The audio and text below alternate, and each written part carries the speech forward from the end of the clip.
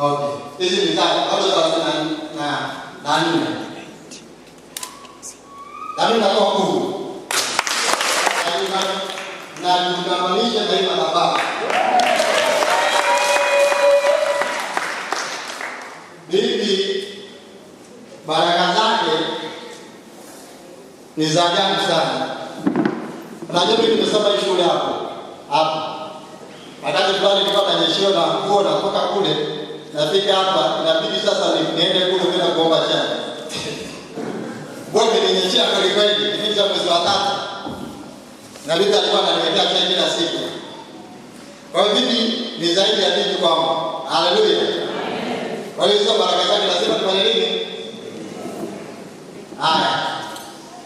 Kwa hiyo tunakwenda ngapi? 15.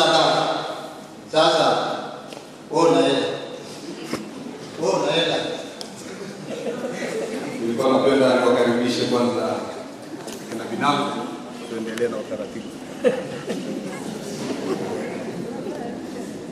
Bwana Yesu asifiwe. Bwana Yesu asifiwe sana. Ninaomba mimi na sadaka yangu binafsi kama nilivyokuwa nimejipanga, sijejua kwa wenzangu. Siwezi kuahidi. Sawa. Jamani, mtakuwa binafsi au mtaungana na bibi, mtajumlisha pale kwa bibi? Mtajumlisha. Sasa mkijumlisha itapatikana hiyo 30 kweli? Eti pastor nani? Ndio itapatikana. Nataka kujumlisha. Sisi tunataka kesho hapa kazi yake. Sawa. Haleluya. Hii ni kwa ajili ya kujiunganisha na baraka za vizazi. Huyu ni nani?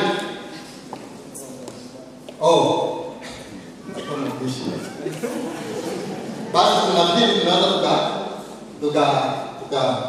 tukaweka sasa wala kuweka tunaweza kuweka, alafu baadaye tutapiga hesabu kama hazijafika 30 hizo inabidi turudi tena.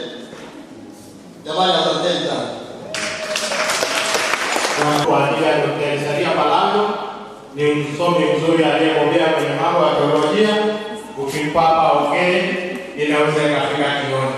Mimi ninaomba watoto wa bibi tuungane sasa kwenda kutoa sadaka, na bibi niko hapa nyuma yao, watafuatiwa na wajukuu, lakini bibi Mungu amembariki ana